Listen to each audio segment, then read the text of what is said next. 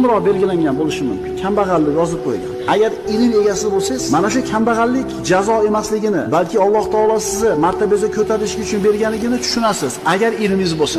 Ali roziyallohu anhu aytadi: "O'g'lim, ilm moldan yaxshi. Chunki ilm seni qo'riqlaydi. Sen esa molni qo'riqlaysan." Moli davlatni to'plaganlar tirik holida o'lib bo'lishgan, ammo ilm egalari esa o'zlari o'lib ketsa ham ularning zikrlari odamlarning tillarida. Qarangda, Alloh azza va jalla mehribon zot. Bandadan xato sodir bo'ldi, istig'for aytmadi.